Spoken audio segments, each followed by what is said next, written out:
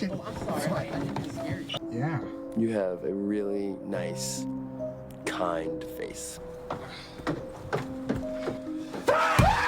Sorry. Are you just trying to scare me? Or... Stop it!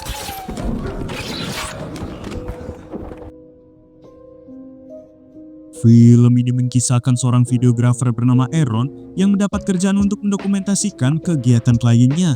Namun saat bekerja, Aaron malah merasa risih dengan tingkah aneh yang dilakukan oleh kliennya. Lantas bagaimana kelanjutan ceritanya? Sebelum kita masuk ke dalam pembahasan, halo semua, perkenalkan nama saya Ferlin dan selamat datang di channel Ferlin House.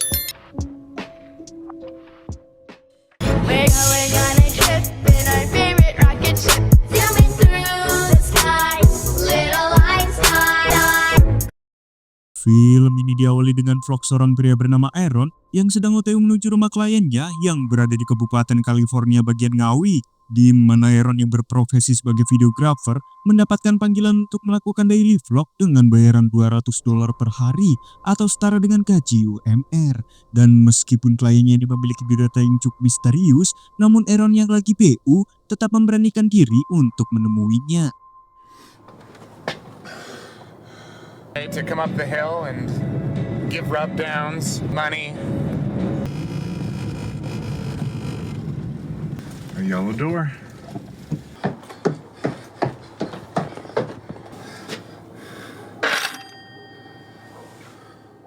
Sesaat kemudian, Aaron pun jekel parah saat kliennya ini tidak ada di rumah. Hingga saat Aaron mengecek sekitar rumah, ia pun merasa ngeri saat melihat kapak kopet yang tertancap di tunggul pohon. Takut terjadi hal yang tidak diinginkan, Aaron pun memutuskan untuk menunggunya di dalam mobil. Okay, no answer and no voicemail, so.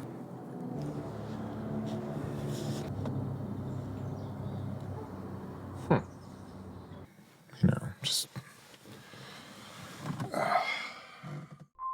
Aaron pun kaget saat seorang pria tiba-tiba datang dengan cara yang tengil, dan saat perkenalan, rupanya pria ini adalah si klien yang bernama Joseph Andesco. Lantas, Joseph langsung mengajak Aaron untuk ke rumahnya. Tapi sebelum itu, Joseph ingin memberikan pelukan hangat terlebih dahulu. Hi. Oh, I'm sorry. I didn't mean to scare you. Oh, it's okay. This is gonna be a good day. Yeah. Come on. Okay. At the end of the day, it's gonna be normal, so we'll just... Oh, okay.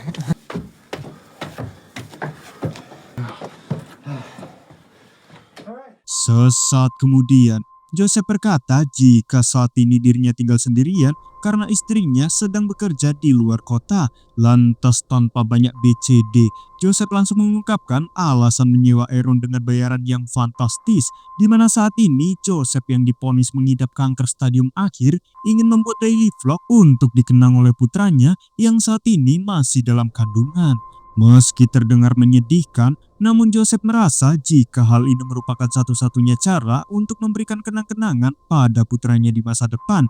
Dirasa sudah jelas, Joseph langsung memberikan DP terlebih dahulu dan meminta Aaron untuk merekam semua hal yang ia inginkan. I'm sure you're anxious to get started. Yeah. On all this. Okay. Yeah. Looked pretty bad. They gave me the chemo. I knocked it out. Really, and went into remission. Cancer in the liver, spread to the lungs. Looking, maybe, you know, who knows? No, take the whole thing. This is, Lantas untuk tugas pertamanya, Joseph ingin Aaron merekamnya ketika sedang mandi. Meskipun terdengar aneh, namun apa boleh buat. oh, sorry. It's okay. All right? Yeah. You sure? Yep. Okay. You sure you're not hungry? You don't want a sandwich or anything? Saat sedang mandi, Joseph berniat melakukan adegan memandikan bayi. Karena menurut perhitungan dokter, Joseph akan meninggoy sebelum putranya lahir. Gimana, kasihan sekali bukan? Alright, buddy. Welcome to your first... Okay. Alright. Now, let's get this rub. Setelah merekam adegan yang cukup ceringit, Aaron diberitahu jika dirinya ini benar-benar stres. Apalagi menurut dokter, umurnya tidak akan lebih dari 3 bulan. supposed to be fun. It's not supposed to be sad, you know?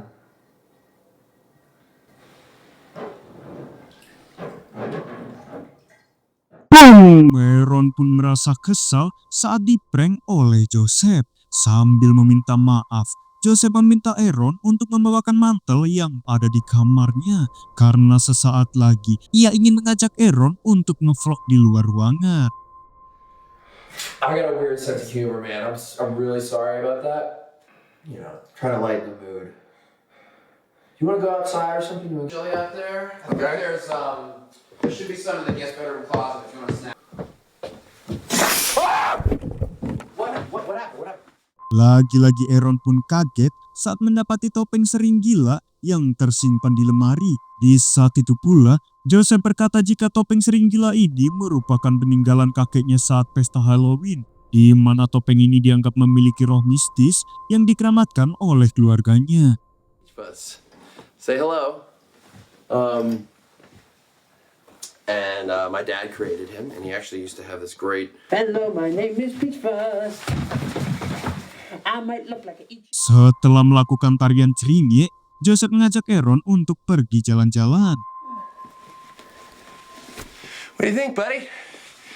Got some hats. Huh. Twinsies. Di tengah perjalanan, Joseph berkata jika saat ini kita akan jalan-jalan ke hutan pinus. Ia pun meminta Aaron untuk jangan khawatir karena hutan itu sudah sering ia kunjungi. So look, there's a legend about this trail that we're going to. It's called Las Aco Truck down by the lake. Anyway, the lore has it that there's like a healing... All right, buddy. Let's go cure some cancer. Di tengah peruk-perukan, Joseph berkata jika dirinya sempat melihat sesuatu yang bergerak di dalam hutan. Did you see anything up there?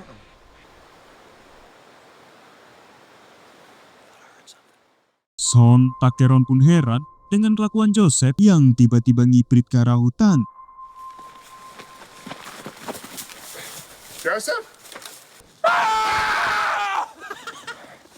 Oh my God. Lagi-lagi Aaron pun kesal dengan kelakuan Joseph yang begitu aneh. Melihat Aaron yang kesal, Joseph pun meminta maaf karena ia hanya ingin menghibur diri sebelum mati. Kemudian Joseph mengajak Aaron untuk kembali melanjutkan perjalanan. Your face. All right, you're a little mad. I'm sorry. It's okay. Yeah. That's what it feels like when you feel like you're gonna die. It's powerful, isn't it? Yeah, it is. You know, it's... Di tengah-tengah perjalanan, tiba-tiba Joseph berkata jika setelah ini ia ingin bersenang-senang menggunakan kapak yang tertancap di depan rumahnya. Di mana dulu, ia dan ayahnya sering memotong-motong rusa hasil buruan menggunakan kapak itu. Mendengar hal itu, jelas saja membuat Aaron ketakutan. Hingga setelah mereka menemukan papan peringatan, Aaron yang lapar mengajak Joseph untuk segera pulang dan makan di kota. Meskipun Joseph masih pingin keliling kebun, namun apa boleh buat. Where it looked like you wanted to kill me. No, Axe? X. Oh, I thought you were going to me like an axe to grind. I have an axe back. Joseph, I don't remember how long. Sewer pipeline. You remember how to get back? No, I don't. Singkat waktu, setibanya di Verlin House Resto, Joseph berkata jika ia ingin menunjukkan sesuatu. See what's good here. Pancakes, right? Yeah. No, it's just they changed the menu. So I was... Give me the camera. Come on, it'll be fun. I'll Okay. take the focus. It was like a thing attached to my wrist. What is that? Semakin creepy. Seketika Aaron terdiam saat mengetahui Joseph dan dia mengutipnya saat pertama kali datang ke rumah Joseph. Namun Joseph beralasan jika pada saat itu dirinya hanya ingin berjaga-jaga jika saja Aaron merupakan orang yang jahat. Setelah mendengarkan penjelasan yang tak masuk logika, Aaron yang ingin segera mengakhiri kontraknya mengajak Joseph untuk pulang ke rumah. I suppose... then I would be less scared. If I knew you then like I know you now. Di malam harinya, Aaron berkata jika dirinya akan langsung pulang. Terlebih pekerjaannya untuk hari ini sudah selesai. Namun dengan gelagatnya yang aneh, Joseph meminta Aaron untuk menunggu dulu sebentar karena pada saat ini ia ingin minum anggur hijau sebagai jamuan penutup. Lagi pula ia tak ingin membayar Aaron jika dirinya belum melakukan vlog penutup. Mendengar hal itu, Aaron yang tak ingin rugi langsung menerima tawaran dari Joseph. I think I'm gonna head back. One drink. Great. Sorry, didn't mean to do that. Keep doing that. Come on, let's go. You know? And I don't take my days lightly. I mean, I could have spent it with my... Dasar kadal, lagi-lagi Aaron dikagetkan oleh tingkahannya Joseph. Aaron, are you leaving? I think it's, yeah, I think, I lied to what about? Setelah menegak anggur hijau, Aaron yang takut kemalaman meminta Joseph untuk segera melakukan vlog penutup. This is not for you to hear. Aaron, would you sit down please and turn the camera off? Singkat waktu, Aaron pun kesal dan ingin langsung pulang. Setelah Joseph gagal melakukan teks sebanyak 10 kali, apalagi saat ini malam sudah larut. Namun saat Aaron akan pergi, ia pun panik saat kunci mobil dan HP-nya tiba-tiba saja hilang. Di saat itu pula, Joseph menyarankan Aaron untuk menginap saja dan melanjutkan pencariannya pada esok hari. Terlebih memaksakan pulang dengan keadaan oleng akan beresiko ditilang polisi. This is me in a nutshell, you know. This is your dear old dad, warts and all. That was good. I really think that was the one, man. Aaron, Look,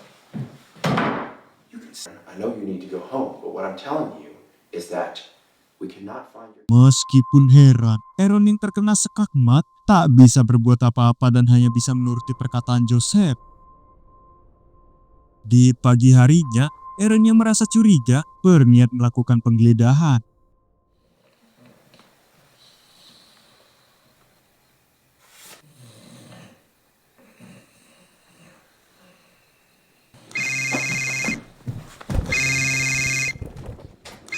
Seketika Aaron pun panik saat HP Joseph tiba-tiba saja berdering. Ternyata panggilan tersebut berasal dari adiknya Joseph yang bernama Angela, di mana ia hanya ingin menanyakan keadaan kakaknya. Mendengar hal itu, Aaron mengatakan jika saat ini Joseph sedang tidur. Menyadari ada seseorang di rumah Joseph, Angela yang khawatir memperingatkan Aaron untuk segera pergi dari rumah kakaknya jika Aaron masih ingin selamat. Your brother has cancer. Listen to me, Aaron. Aaron, your husband hired me. What? Dirasa Joseph menyembunyikan sesuatu, Aaron langsung menanyakan apa yang sebenarnya terjadi.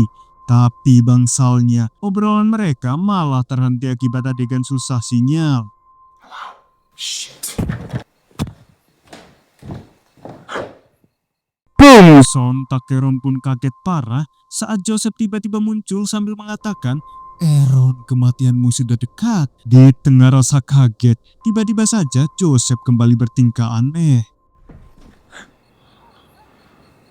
It's coming. There's nothing we can do. I don't want to die, Aaron. I don't want to die. Sungguh creepy. Dengan mengenakan topeng sering gila, Joseph terlihat menghalangi pintu seolah-olah tidak ingin membiarkan Aaron keluar dari rumah. Dirasa sudah keterlaluan, Aaron yang panik memberanikan diri untuk menghajarnya. Are you just trying to scare me? Or... Now, will you just please step aside and let me go? Stop it! Namun di keesokan harinya, Joseph terlihat membawa beberapa kantong sampah yang akan ia kuburkan di lahan hutan pinus.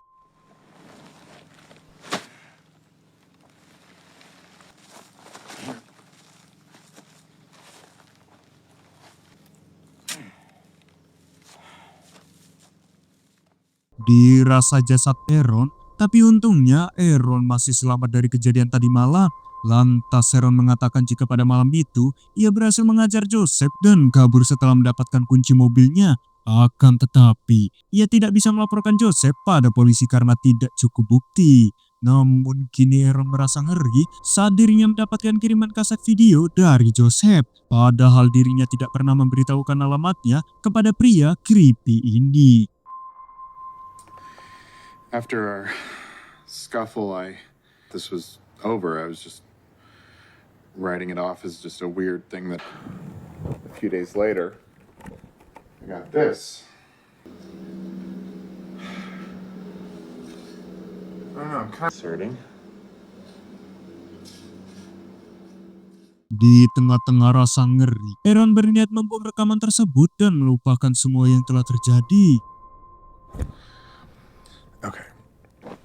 Maybe that's not it. And it's me and... I gotta stop. Di keesokan harinya, kepanikan Aaron malah semakin menjadi saat dirinya kembali mendapatkan paket misterius. Delivery guy left this on my doorstep.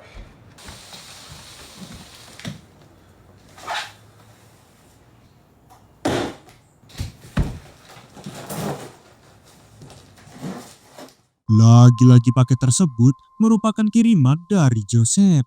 Dalam rekaman itu, Joseph mengatakan jika dirinya berniat memberikan sebuah hadiah untuk merayakan pertemanannya. Meskipun merasa ngeri dan sangat menjijikan, namun Aaron Kopla tetap merasa penasaran. The way I see it is tit for tat, no hard feelings, but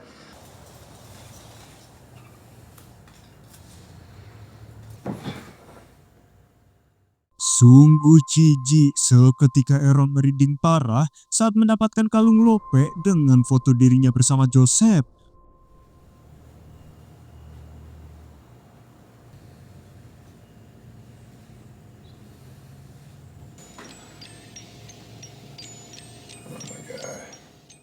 Di tengah rasa ngeri, Aaron yang merasa hal ini sudah merupakan perlakuan teror langsung melaporkannya kepada pihak polisi.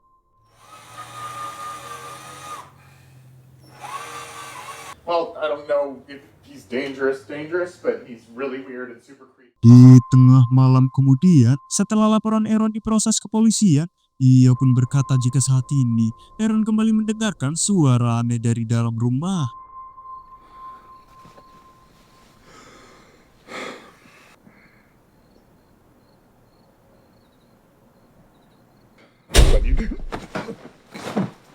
Okay.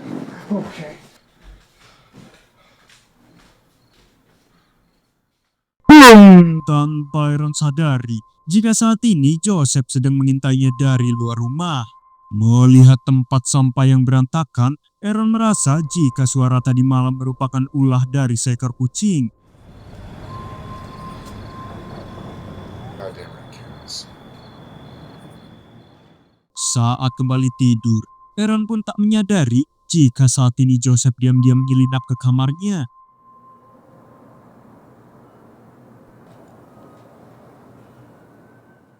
Di keesokan harinya, Aaron pun muak saat melihat kaset rekaman yang diselipkan di jendela.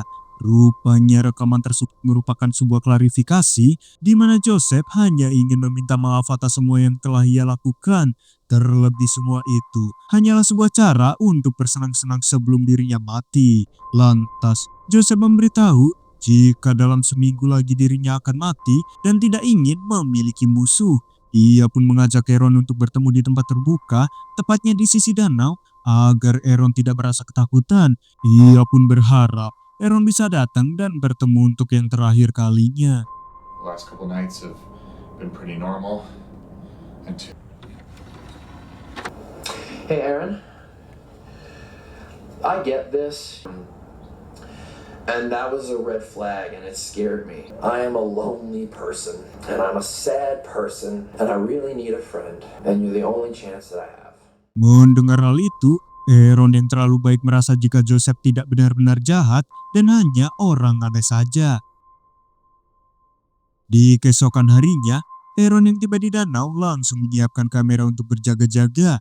Tak cuman itu, ia pun sudah menyeting HP-nya untuk secara otomatis menelpon 911.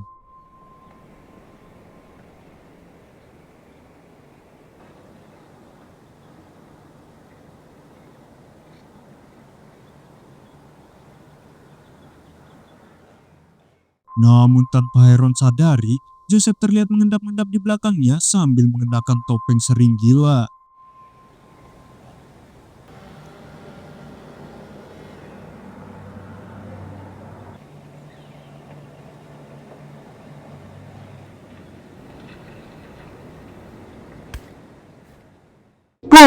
Bagaikan kayu bakar, Aaron yang terlalu baik akhirnya harus modar di kampak Joseph di tempat umum. Singkat waktu, Joseph berkata jika Aaron merupakan korban favoritnya. Karena setelah beberapa teror yang ia lakukan, Aaron tetap menganggapnya sebagai orang baik. Di mana hal itu dibuktikan dengan Aaron yang tanpa rasa curiga menunggunya di tepi danau. Dan rupanya, Joseph merupakan psikopat kampak berantai. Ever lived, Aaron? See you tomorrow, buddy.